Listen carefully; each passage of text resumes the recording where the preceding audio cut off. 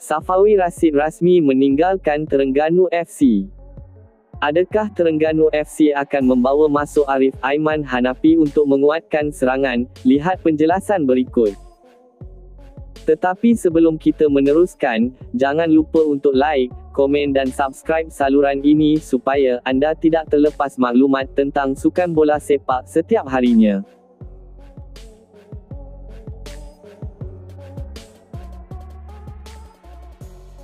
Peminat setia Terengganu FC, TFC, terpaksa berpisah dengan penyerang Safawi Rashid selepas pemain kelahiran Dungun itu diumumkan antara 9 pemain yang tiada dalam senarai pasukan itu. Bagaimanapun peminat skuad penyu itu lega selepas pemain pertahanan, Azam Azmi Murad sah bersama skuad itu bagi mengharungi kancah Liga Malaysia, Liga M, musim 2025-2026.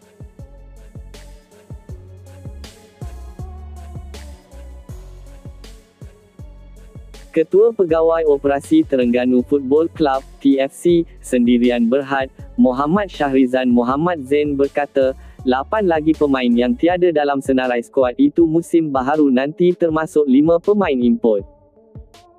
Jelas Muhammad Shahrizan, berita gembira buat peminat apabila TFC bakal mengumumkan 5 tonggak import berbanding 4 yang diumumkan sebelum ini selain 2 pemain tempatan yang baharu.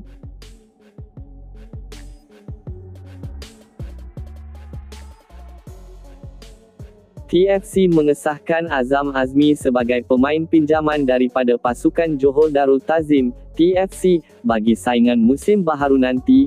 Bagaimanapun Safawi yang juga pemain pinjaman JDT musim 2024-2025 tidak lagi bersama pasukan dalam saingan Liga M yang bakal bermula Ogos nanti.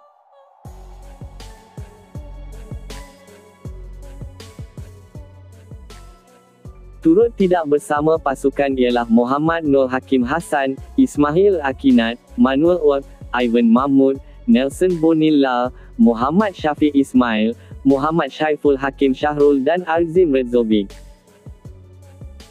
Berkenaan berita perpindahan Akhyar Rashid ke kelab Brunei, di PMMFC, setakat ini tidak ada permohonan secara rasmi daripada kelab berkenaan sekaligus menyaksikan pemain Harimau Malaya itu masih dalam perancangan Ketua Jurulatih, Badrul Afzan Razali dengan kontrak berbaki sehingga 2027.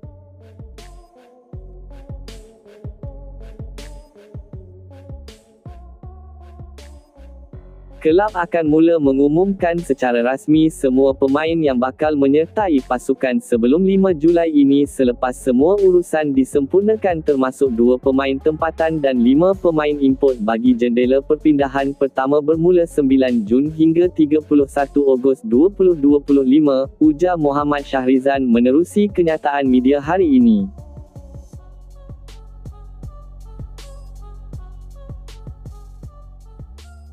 Mengulas lanjut, beliau berkata, bagi memperkuatkan pasukan bagi saingan musim baharu kelab sebelum ini sudah memperbaharui kontrak pemain import tengah kelahiran Uzbekistan, Nuri Lutuf Tasinov.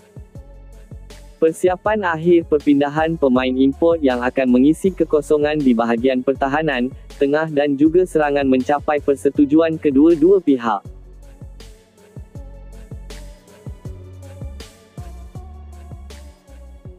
Proses melengkapkan dokumen serta urusan logistik ke Malaysia sedang dilakukan, seterusnya melakukan ujian kecergasan dan perubatan sebelum memeterai perjanjian. Pengendali pasukan, Badrul Afzan Razali dan barisan kejurulatihan menyenaraikan beberapa pemain yang dilihat mampu memberi impak kepada pasukan, katanya.